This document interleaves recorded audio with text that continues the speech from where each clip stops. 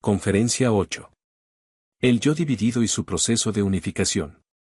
La última conferencia resultó desagradable en la medida en que trató sobre el mal como elemento que impregna el mundo en que vivimos. Al final llegaremos a la percepción completa del contraste entre dos formas de contemplar la vida características respectivamente de lo que denominamos mentalidad sana, aquellos que nacen solo una vez, y de las denominadas almas enfermas o aquellas que deben nacer dos veces para ser felices, que como resultado constituyen dos concepciones diferentes de nuestra experiencia del universo. En la religión del nacido solo una vez, el mundo es una especie de asunto rectilíneo y con una sola historia cuyos relatos presentan una sola denominación, sus partes ostentan el valor que naturalmente poseen. Valor que les vendrá dado por la simple suma de lo positivo y lo negativo. La felicidad y la paz religiosa consisten en vivir en el lado positivo del relato. Para la religión de los nacidos en dos ocasiones, el mundo es un misterio de dos estratos. La paz no se encuentra en la simple suma de lo positivo y la sustracción de lo negativo de la vida, y el bien natural no es simplemente insuficiente y pasajero, sino que la falsedad se esconde en su mismo seno. Como la muerte lo cancela todo si no lo han cancelado ya enemigos anteriores, no se obtiene un balance final y jamás puede quedar algo destinado a nuestro culto último. Preservándonos de nuestro bien real y renunciando con desesperación damos el primer paso hacia la verdad. Hay dos vidas, la natural y la espiritual, y tenemos que perder una antes de poder participar en la otra. Los dos tipos, en sus formas extremas de naturalismo puro y salvacionismo puro, contrastan violentamente, aunque aquí, como en la mayoría de clasificaciones habituales, los extremos radicales resultan, en cierta medida, abstracciones ideales, y los seres humanos concretos, que bastante frecuentemente encontramos, son variedades intermedias y mezcla de ambas. De cualquier manera, prácticamente todos vosotros reconoceréis la diferencia. Por ejemplo, entendéis el desdén de los metodistas conversos por el moralista mentalmente sano que todo lo ve de color de rosa. Y de la misma manera sentís aversión hacia este último en la medida en que se asemeja al subjetivismo enfermo del metodista, que muere por vivir y hace de la paradoja y la inversión de las apariencias naturales la esencia de la verdad de Dios. 85. La base psicológica de los nacidos dos veces produce una cierta discrepancia o heterogeneidad en el temperamento innato del individuo, una constitución moral e intelectual unificada incompletamente. Homo duplex, escribe Alphonse Daudet. La primera vez que me di cuenta de que yo era dos fue cuando murió mi hermano Henry y mi padre gritó dramáticamente, «Se ha muerto, se ha muerto». Mientras mi primer yo lloraba, el segundo pensaba, qué real ha sido ese grito, qué bien quedaría en el teatro. Tenía 14 años. Esta horrible dualidad me ha hecho frecuentemente reflexionar. Oh, este horrible segundo yo que siempre se sienta cuando el otro está de pie, actuando, viviendo, sufriendo, moviéndose. Este segundo yo que nunca he podido embriagar, hacerle derramar lágrimas, o adormecer. Y cómo penetra en las cosas, cómo finge. 86. Recientes trabajos sobre la psicología del carácter han incidido sobre este punto. 87. Algunas personas nacen con una constitución interior armoniosa y equilibrada desde el principio, sus impulsos están de acuerdo entre sí, su deseo sigue sin problemas la tutela del intelecto. Sus pasiones no son excesivas y sus vidas punteadas de escasos pesares. Otros, constituidos de manera opuesta, en grados que pueden variar desde algo tan leve que resulta una inconsistencia excéntrica, hasta una discordancia que, en su extremo sumo, puede tener consecuencias inoportunas. Encuentro un buen ejemplo del tipo más inocente de heterogeneidad en la autobiografía de la señora Annie Besant. Siempre he sido una extraña mezcla de debilidad y fortaleza, y he pagado cara mi debilidad. De pequeña, sufría una timidez mortificante. Si tenía el lazo de la zapatilla suelto me sentía avergonzada que todo el mundo tenía sus ojos clavados en la desafortunada cordonera. De joven me encogía delante de cualquier desconocido y me sentía como si nadie me quisiera y a ninguno le interesara, por lo que experimentaba una ansiosa gratitud cuando cualquiera me trataba amablemente. Cuando era una joven ama de casa tenía miedo de los sirvientes y prefería pasar por alto un trabajo mal hecho a soportar el sufrimiento de recriminar al autor. He participado en conferencias y debates, y en la calle tengo mucho empuje, pero prefiero prescindir en el hotel de aquello que quería por no pedir al camarero que me lo traiga. En la calle soy combativa defendiendo cualquier causa que me interese y en casa evito cualquier disputa y desacuerdo, soy cobarde en privado y buena luchadora en público. Cuán frecuentemente he pasado largos cuartos de hora desasosegados intentando acumular fuerzas suficientes para corregir a algún subordinado que necesitaba corrección. Cuán a menudo me he reído de mí misma por el fraude que soy como valerosa oradora, yo, que me encojo antes de acusar a un chico o una chica de hacer mal su trabajo. Una mirada o una palabra poco amables han sido suficientes para replegarme en mí misma como el caracol dentro de su caparazón, mientras que, en la calle, la oposición me estimula a hablar como nunca. 88. Toda esa inconsistencia cuenta solo como una debilidad simpática, pero un más elevado grado de heterogeneidad puede anular la vida del individuo. Hay personas con una vida hecha a base de zigzags, comienzan a dominar ahora una tendencia, después otra. Su espíritu lucha con la carne deseando cosas incompatibles, impulsos extraños interrumpen sus más meditados planes y sus vidas constituyen un largo drama de arrepentimiento y esfuerzo para reparar errores y ofensas. La personalidad heterogénea ha sido estudiada como resultado de la herencia, los rasgos del carácter incompatibles y antagónicos de los antepasados se conservan en ella. 89.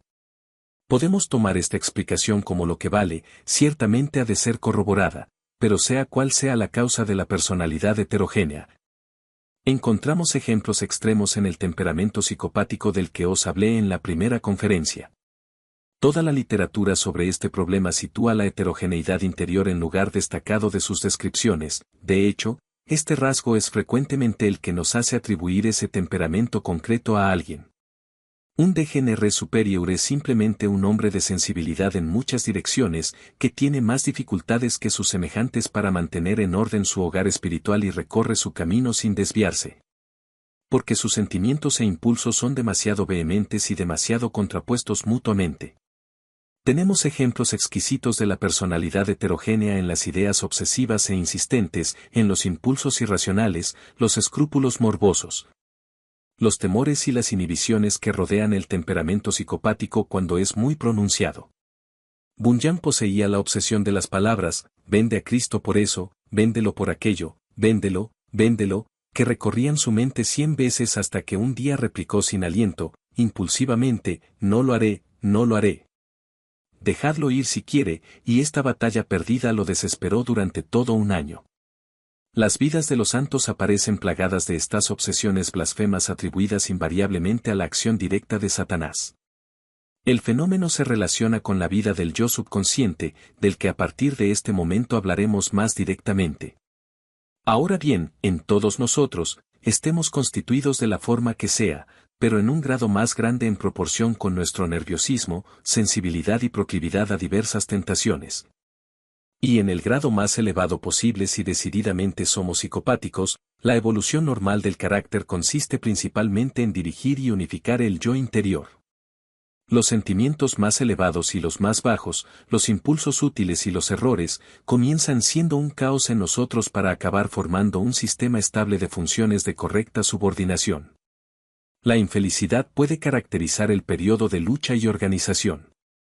Si el individuo es de conciencia escrupulosa y activa religiosamente, la infelicidad tomará la forma de remordimiento moral y compunción, se acusará de sentirse interiormente perverso y vil, y de mantener relaciones falsas con el autor del ser que señala el destino espiritual de un hombre.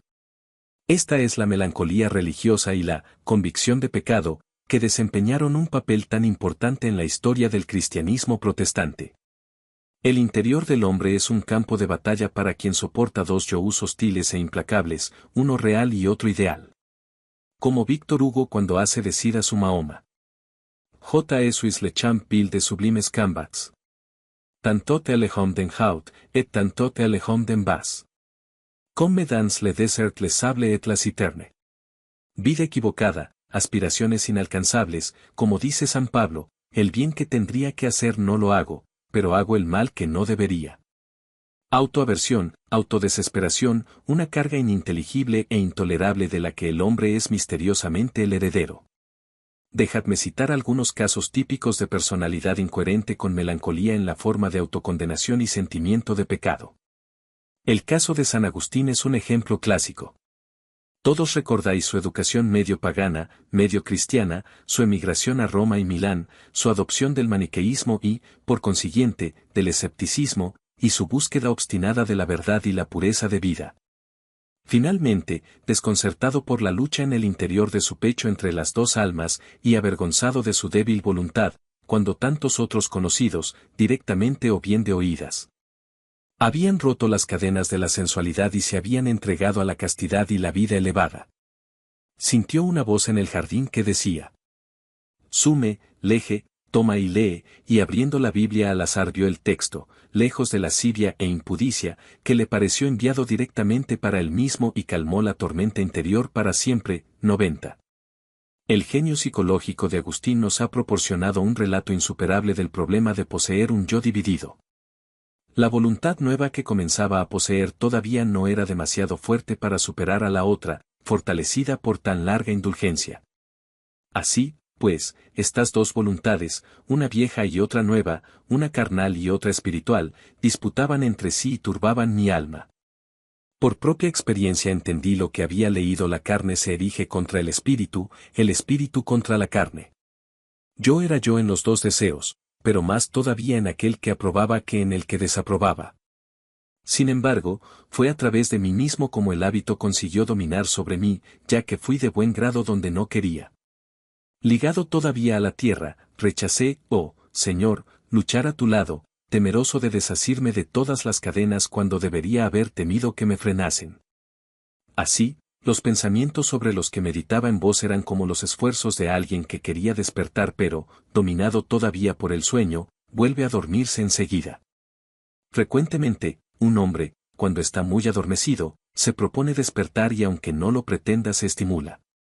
Al igual, yo estaba dispuesto a rendirme a vos en lugar de plegarme a mis propios deseos, aunque el primer camino me convencía, el último me agradaba y me retenía. No había nada en mí que contestase a vuestra llamada: despierta tú que duermes, solo palabras incoherentes, adormecidas. Ahora sí, ahora, espera un instante. Pero la hora no llegaba nunca y el momento se iba alargando. Porque tenía miedo de que me atendieran demasiado pronto y me curasen rápidamente de mi lujuria que más bien deseaba alimentar que ver extinta. Flagelé mi alma con el látigo de las palabras, pero me acobardaba aunque no tenía ninguna excusa. Me repetía en mi interior: ven, que sea ahora, y mientras lo pronunciaba constituía una resolución. Casi lo hacía, pero no lo acababa de hacer. Hice otro esfuerzo y casi triunfé, pero no lo conseguí, dudando entre morir a la muerte o vivir a la vida. El mal al que ya estaba acostumbrado me retenía más que la vida mejor que no había probado. 91. No hay descripción más perfecta de la voluntad dividida cuando los deseos superiores no poseen aquella agudeza, aquel toque de intensidad explosiva, de calidad dinámica, en la jerga de los psicólogos, que les permita romper el caparazón e irrumpir eficazmente en la vida y reprimir las tendencias inferiores para siempre. Continuaremos en esto más adelante. Encuentro otra buena descripción de la voluntad dividida en la autobiografía de Henry Alline, el evangelista de Nueva Escocia del que hablé en la última conferencia sobre la melancolía. Los pecados del pobre joven eran, como veréis, de lo más leve, pero se interferían con lo que resultó ser su verdadera vocación y por ello le preocuparon mucho. Llevaba una vida altamente moral, pero no encontraba reposo para mi conciencia. Los jóvenes apreciaban mi compañía porque no sabían nada de mi mente, y su estima llegó a ser una trampa para mi alma, ya que bien pronto comencé a apreciar el gozo carnal. Aunque todavía me congratulaba de que si no me embriagaba, ni juraba, no había pecado alguno en divertirse y en el gozo carnal y pensaba que Dios sería indulgente con la gente joven y con sus pasatiempos. Todavía observaba una prioridad de deberes y no me arriesgaba a caer en ningún vicio público, pero ello solo resultó eficaz en tiempo de salud y prosperidad. Sin embargo, cuando estaba preocupado o me amenazaba alguna enfermedad, la muerte, o impresionantes tempestades, mi religión no iba bien, encontré que le faltaba alguna cosa y comencé a arrepentirme de tanta frivolidad. Pero apenas la preocupación desaparecía, el demonio y mi propio cuerpo perverso, con la solicitud de mis cómplices y mi aquiescencia, constituían tentaciones fuertes y acababa cediendo. Me volví disipado y rudo, pero al propio tiempo mantenía los momentos de plegaria secreta y de lectura. Dios, que no quería que me destruyera por mí mismo, aún me seguía con su requerimiento y, a veces, en medio de mi alegría. Tenía un sentimiento tan grande de mi perdida y abandonada condición que quería alejarme de mis compañeros. Cuando todo acababa y volvía a casa, hacía promesas de no volver a esas diversiones y pedía perdón durante horas y horas, pero cuando volvía a presentarse la tentación, me dejaba llevar. Tan pronto como escuchaba música y bebía un vaso de vino sentía animarse mi espíritu y al momento me entregaba a cualquier género de alegría o diversión que no encontraba licencioso ni abiertamente vicioso. Pero cuando regresaba de mi alegre francachela me sentía más culpable que nunca e incluso no podía dormir hasta después de largas horas. Era una de las criaturas más infelices de la tierra. A veces abandonaba a los compañeros, frecuentemente diciendo al violinista que dejase de tocar, como si estuviese cansado, y salía a dar una vuelta y gemía y rezaba como si el corazón se me rompiera, suplicando a Dios que no me repudiase ni me abandonase a la dureza de corazón. Oh, cuántas horas y noches infelices consumí de esta manera. Cuántas veces me encontraba con amigos alegres y mi corazón estaba a punto de hundirse, me esforzaba por poner un semblante tan alegre como podía para que no desconfiaran, otras veces. Iniciaba una conversación con un chico o una chica, proponía cantar una canción alegre con tal de que la preocupación de mi alma no fuese descubierta. Hubiera preferido encontrarme confinado en un desierto que continuar con ellos y con sus placeres y diversiones. Por consiguiente, durante muchos meses cuando estaba con alguien fingía hipócritamente tener el corazón contento, pero al mismo tiempo me esforzaba tanto como podía por evitar su compañía. Oh, qué mortal más desgraciado e infeliz era. Todo lo que hacía, a cualquier sitio donde iba, rugía en mi interior una tempestad, y a pesar de todo, continué mis deberes durante muchos meses, aunque ocuparse de ellos constituía una tarea pesada y atormentadora. Pero el demonio y mi propio cuerpo dañado me arrastraban como un esclavo, diciéndome que debía hacer esto y aquello, y terminar eso y aquello. O ir hacia un sitio u otro para mantener mi reputación y conservar la estimación de mis compañeros. Durante todo este tiempo cumplía mis deberes tan estrictamente como podía, y removí cielo y tierra para tranquilizar mi conciencia, vigilaba mis pensamientos y rezaba continuamente, fuese donde fuese. Porque no pensaba que hubiera ningún pecado en mi conducta cuando estaba en compañía de mis amigos, ya que no encontraba ninguna satisfacción, sino que simplemente lo hacía, pensaba, por razones legítimas. Con todo, hiciese lo que hiciese o pudiese hacer, mi conciencia gemía día y noche. San Agustín y Allini emergieron por fin a las aguas tranquilas de la paz y la unidad interiores. Ahora os pediré que consideréis algunas peculiaridades del proceso de unificación, cuando éste se da. Puede llegar gradual o abruptamente, puede presentarse a través de sentimientos en ebullición o de acción a sí mismo alterados, o también a través de las experiencias que más adelante denominaremos místicas. Llegue como sea, produce una especie de desahogo característico, y este desahogo nunca es tan extremado como cuando se vacía en el molde religiosos. Felicidad, felicidad, la religión es el único camino por el que el hombre consigue este premio. Fácil, permanentemente y con éxito rotundo, transforma con frecuencia la miseria más intolerable en la felicidad más profunda y perdurable. Sin embargo, encontrar la religión es solo uno de los caminos por los cuales se llega a la unificación, y el proceso de restañar la dispersión interior y reducir la incoherencia constituye un proceso psicológico general, que puede darse en cualquier tipo de materia mental y no ha de asumir necesariamente la forma religiosa. Al juzgar los tipos religiosos de regeneración que estamos a punto de estudiar, es importante reconocer que solo son una especie de un género que también contiene los otros tipos. Por ejemplo, el nuevo nacimiento puede estar alejado de la religión, asentado en la incredulidad, o puede ir de la escrupulosidad moral a la libertad y la licencia, puede incluso ser producido por la irrupción en la vida del individuo, de algún nuevo estímulo o pasión, como el amor, la ambición o la codicia, la venganza o la devoción patriótica. En todos estos ejemplos, constatamos la misma forma de producirse, psicológicamente hablando, la firmeza, estabilidad y equilibrio siguen a un periodo de tempestad, tensión e inconsistencia. En estos casos no religiosos, el hombre nuevo también puede nacer gradualmente o bien de súbito. El filósofo francés Geoffroy nos dejó una memoria elocuente de su contraconversión, como bien ha titulado La transición de la ortodoxia a la infidelidad del señor Starbuck. Las dudas de Geoffroy lo habían atormentado durante mucho tiempo. Pero él fecha la crisis final en una noche en la que su descreimiento se fija y estabiliza con el resultado inmediato de fuerte tristeza por las ilusiones perdidas. Nunca olvidaré aquella noche de diciembre, escribe, cuando el velo que había escondido mi propia incredulidad se rasgó. Vuelvo a sentir mis pasos, Geoffroy, en aquella habitación estrecha y desnuda donde, mucho después de la hora de dormir, solía caminar arriba y abajo. Vuelvo a ver aquella luna, medio velada por las nubes, que de tanto en tanto iluminaba los helados cristales de la ventana. Las horas de la noche huían sin que me diera cuenta. Seguía ansiosamente mis pensamientos que, paso a paso, bajaban hasta los fundamentos de mi conciencia, y esparciendo una a una todas mis ilusiones, que hasta aquel momento habían dificultado mi visión, las hacían cada vez más visibles. En vano me aferraba a estas últimas creencias como un náufrago se aferra a los restos de su nave. En vano, despavorido por el vacío desconocido donde estaba a punto de caer, recordé la infancia, la familia, mi país, todo aparecía claro y era sagrado para mí. El discurrir inflexible de mi pensamiento era demasiado fuerte, padres, familia, recuerdos, creencias, me esforzaba por abandonarlo todo.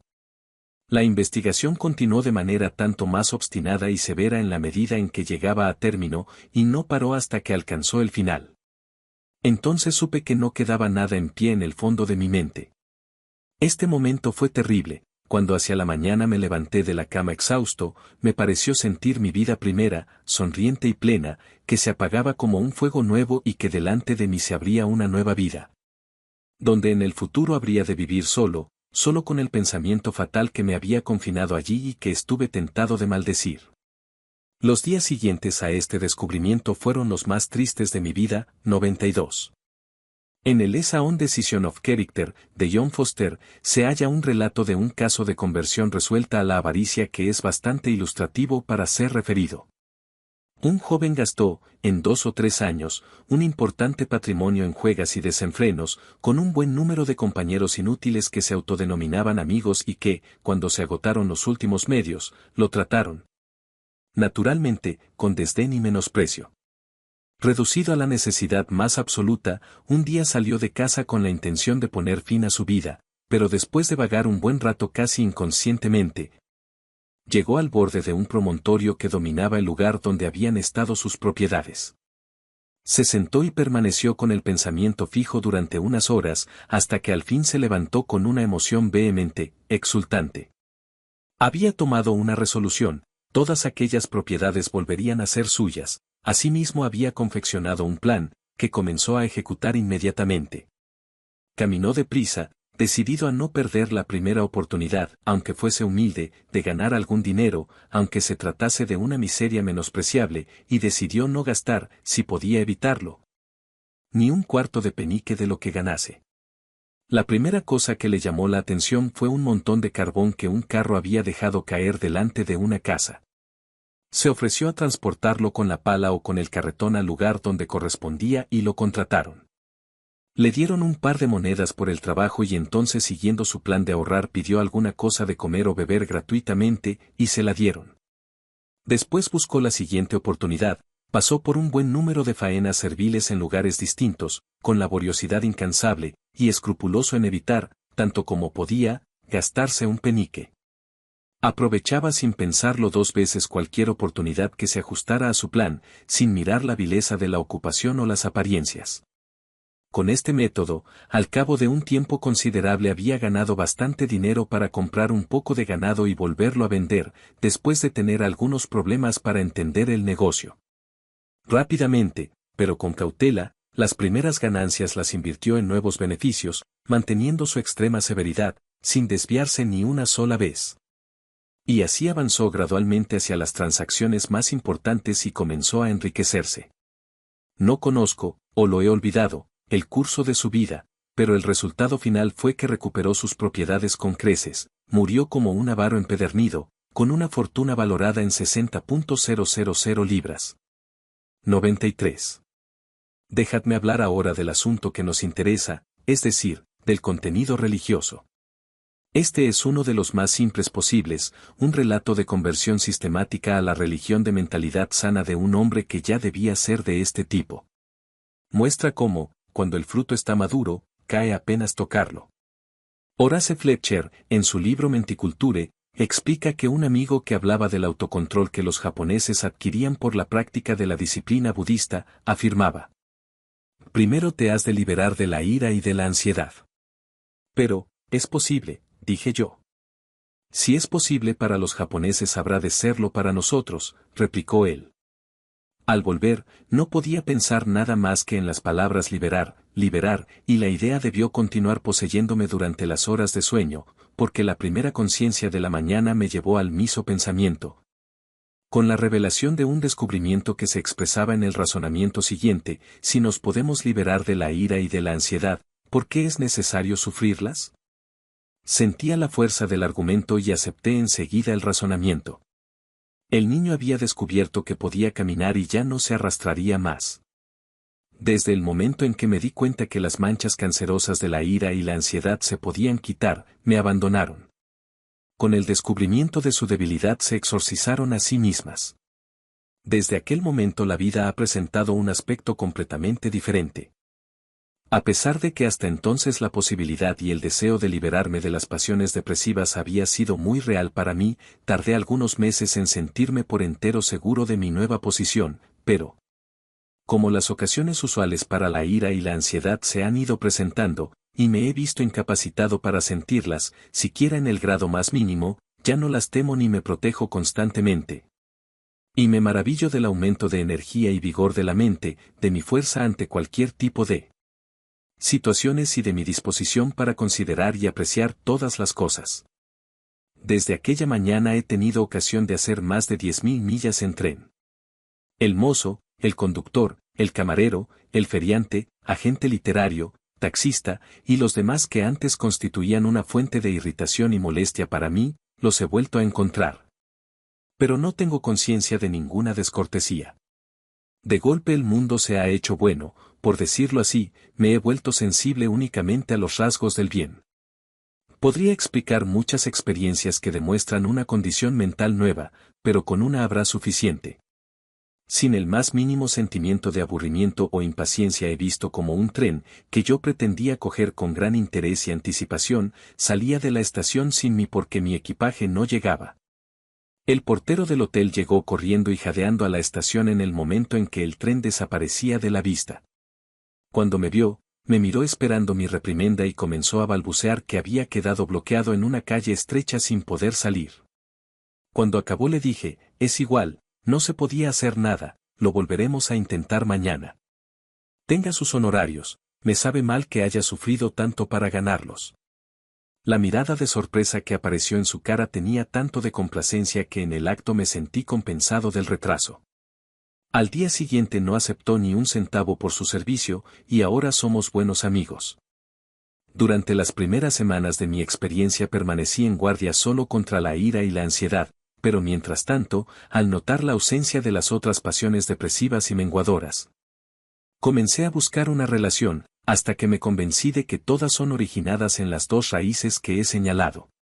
He sentido la libertad durante tanto tiempo que estoy seguro de mi relación con ella, y no podría nunca más abrigar ninguna de las influencias depresivas que una vez alimenté como herencia de la humanidad.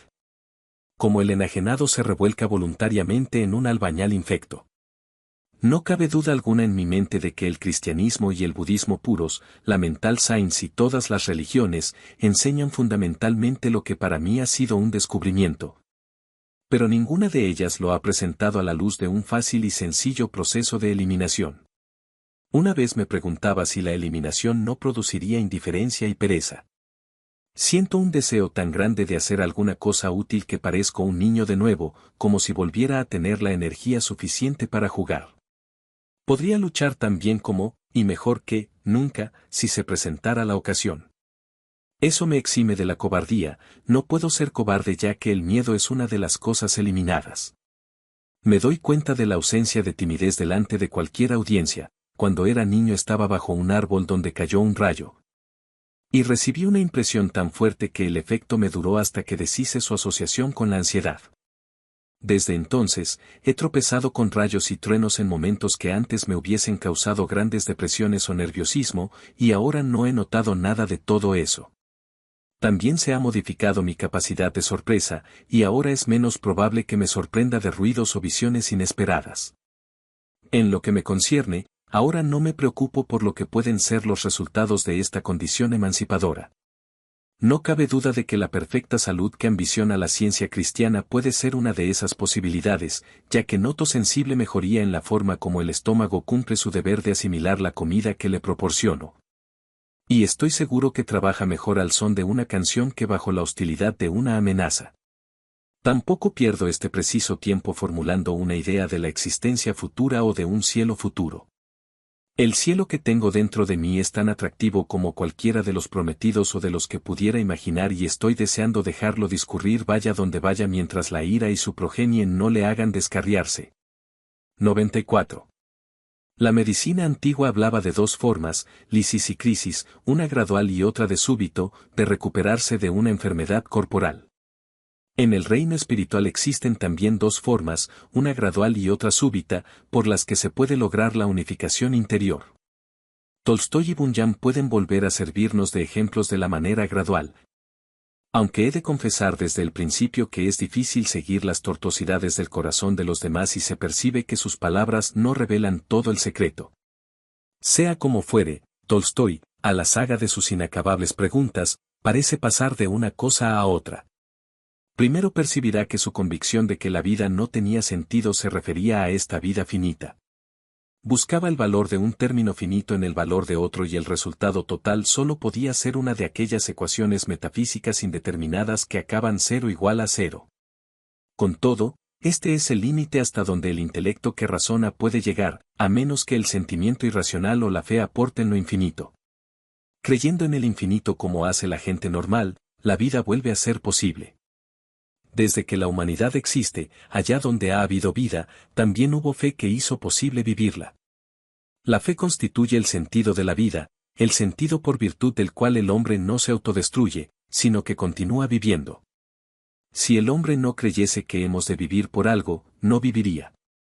La idea de un Dios infinito, de la divinidad del alma, de la unión de las acciones del hombre con Dios, son ideas elaboradas en las ilimitadas profundidades secretas del pensamiento humano. Hay ideas sin las que no habría vida, sin ellas yo mismo no viviría, dice Tolstói. Comencé a ver que no tenía derecho a confiar en mi razonamiento individual omitiendo las respuestas que proporcionaba la fe, ya que son las únicas respuestas para la cuestión. Pero, ¿cómo creer igual que la gente corriente, impregnados de supersticiones vulgares como están? Es imposible, pero su vida es normal. Es feliz. Buena respuesta al problema. Poco a poco Tolstói llega a la convicción, dice que tardó 2 años en llegar, de que su problema no estribaba en la vida en general, ni en la vida corriente de los hombres corrientes, sino en la vida de las clases superiores. La vida intelectual, la vida de los convencionalismo, artificialidades y ambiciones personales. Había vivido de manera equivocada y debía cambiar. Trabajar para satisfacer las necesidades materiales, abjurar de mentiras y vanidades, solucionar necesidades comunes, ser simple, creer en Dios, la facilidad consiste en eso. Recuerdo, dice, un día al principio de la primavera, solo en el bosque, atendiendo ruidos misteriosos. Escuchaba, y mi pensamiento volvió a lo que durante estos 3 años lo había ocupado, la búsqueda de Dios. Pero la idea de Él, me preguntaba, ¿cómo la adquiriré? Y de nuevo, con este pensamiento, surgieron gozosas expectativas respecto a la vida. Todo en mí despertó y recibió un significado. ¿Por qué busco más allá?, preguntaba una voz dentro de mí. Él está aquí, Él, sin el que no es posible vivir. Conocer a Dios y vivir es la misma cosa. Dios es lo que es la vida. Bien, así pues, vive, busca a Dios, no habrá vida sin Él. Más tarde se me aclararon las cosas y la luz no ha desaparecido nunca por entero. Me había salvado del suicidio. No puedo decir exactamente cuándo se produjo el cambio. Pero de manera tan insensible y gradual como la fuerza de la vida había sido anulada en mí y había rozado el umbral de la muerte moral, así también, de manera gradual e imperceptible, la energía de la vida volvió. Y lo más extraño todavía, esta energía recuperada no era nueva, constituía la fuerza de mi fe juvenil, la creencia en que la única finalidad de mi vida era ser mejor. Abandoné la vida del mudo convencional reconociendo que no era vida, sino una parodia de la vida, cuyas superficialidades nos impiden comprender. Y a partir de entonces Tolstói adoptó la vida de los campesinos, sintiéndose auténtico y feliz. 95. Yo interpreto su melancolía no como un simple trastorno accidental del organismo, aunque también lo era. Lógicamente, la provocó el choque entre su carácter interno y sus actividades y aspiraciones externas. A pesar de que era un escritor, Tolstói era también uno de esos hombres serios para quienes lo superfluo, insincero, codiciable, en fin. Las complicaciones y crueldades de nuestra educada civilización resultaban del todo insatisfactorias y para quien las verdades eternas estaban en las cosas más naturales e instintivas. Su crisis sobrevino al poner en orden su alma, descubrir su entorno y vocación genuinos, limpiar de falsedades los caminos que conducían hacia la verdad. Fue un caso de personalidad heterogénea que encontró su unidad y equilibrio tardía y lentamente. Pese a que pocos de nosotros podemos imitar a Tolstói, quizá porque no tengamos bastante médula humana en los huesos, como mínimo, la mayoría podemos sentir que, si acaso pudiésemos, más positivo sería para nosotros. La recuperación de Bunyan parece haber sido todavía más lenta.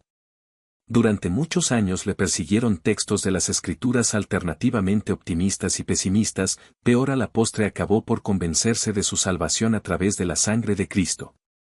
Mi paz aparecía y desaparecía 20 veces al día, ahora confortado y después preocupado, ahora en paz y antes tan lleno de culpabilidad que era difícil de soportar. Cuando tropezaba con un buen texto, escribe, esto me estimulaba durante 2 o 3 horas, o bien, ha sido un buen día para mí, espero no olvidarlo nunca, o bien, el encanto de estas palabras era tan importante para mí, que estaba a punto de desmayarme en la silla, pero no de dolor y preocupación, sino de firme alegría y paz. También, se apoderaba de forma extraña de mi espíritu, llevaba luz, y puso silencio en mi corazón a todos aquellos pensamientos tumultuosos que antes, como perros infernales sin amo, acostumbraban a ladrar y a hacer un ruido espantoso dentro de mí. Me mostró que Jesucristo no había abandonado ni desamparado mi alma. Similares periodos se acumulan hasta que puede escribir, y ahora solo quedaba la parte molesta de la tempestad, ya que el trueno se había alejado de mí. Y apenas persistían algunas gotas que caían encima de mí de vez en cuando, y finalmente, ahora las cadenas han caído, estoy liberado de hierros y aflicciones, también han desaparecido las tentaciones, así pues. Desde ahora aquellas horribles escrituras de Dios han dejado de ensordecerme, y vuelvo a casa alegre, por el amor y la gracia de Dios. Ahora podría ver el cielo y la tierra al mismo tiempo, el cielo por mi Cristo, mi cabeza, mi virtud y vida, y la tierra por mi persona, el cuerpo. Cristo fue un Cristo inapreciable para mi alma aquella noche, apenas podía continuar en la cama por la alegría y la paz, y el triunfo a través de Cristo. Bunyan se hizo ministro del Evangelio, y a pesar de su constitución neurótica y de los 12 años que pasó en prisión por inconformista, su vida se volvió útil y activa. Era un pacificador y un instrumento del bien, y la alegoría inmortal que escribió vino a recordar el espíritu de la paciencia religiosa a los corazones ingleses. Pero ni Bunyan ni Tolstói podían transformarse en lo que se denomina individuos de una mentalidad sana, habían bebido demasiado en la copa de la amargura para olvidarse nunca de su sabor. Y su redención se efectuó en un universo de doble fondo. Cada uno de ellos dio cuenta de un bien que rompió la extremidad efectiva de su tristeza, con todo, la tristeza persistía como un ingrediente menor en el cuerpo de la fe por la cual fue superada. El hecho que nos interesa es que, en efecto, pudiésemos encontrar y encontrásemos alguna cosa que surgiese del interior de su conciencia y por la que esa tristeza interna se pudiese superar. Tolstói hace bien en decir aquello que hace vivir al hombre, ya que es exactamente eso, un estímulo, una excitación, una fe, una fuerza que reinfunde el deseo positivo de vivir. Incluso en presencia de las percepciones desagradables que un poco antes habían hecho que la vida pareciera insoportable. La percepción del mal apenas quedó alterada en su ámbito, sus últimos trabajos lo muestran implacable con todo el sistema de valores oficiales, la ignominia de la vida elegante, la infamia del imperio, la falsedad de la Iglesia, la presunción vana de las profesiones, la vileza y crueldad que van unidas al éxito, y todas las restantes instituciones criminales y engañosas de este mundo. Su experiencia le había enseñado que ser indulgente con todo eso era aceptar el mal. Bunyan también dejó este mundo al enemigo. 96. En primer lugar debo pronunciar una sentencia de muerte, dice, sobre todo lo que puede ser propiamente denominado cosa de esta vida, hasta considerarme yo mismo, mi esposa, mis hijos, mi salud, mis alegrías. Como muertos para mí y yo muerto para ellos. Creer en Dios a través de Cristo, por lo que atañe al mundo que ha de venir, en cuanto a este mundo considerar la tumba mi casa, yacer en la oscuridad y decir a la corrupción, tú eres mi padre, y al gusano. Tú eres mi madre y mi hermana. Tener que separarme de mi esposa y de mis hijos era como separar la carne de los huesos, especialmente de mi pobre hijo ciego, que atesoraba junto a mi corazón. Pobre niño, pensaba, cuántas penas sufrirás en este mundo. Te pegarán, tendrás que pordiosear, pasar hambre, frío, desnudez y mil calamidades, y yo no podré soportar que el viento sople contra ti. Sin embargo, debéis arriesgaros con Dios, aunque me estremece abandonaros. Apuntan aquí indicios de resolución, pero parece que el torrente de la liberación mística nunca inundó la pobre alma de John Bunyan.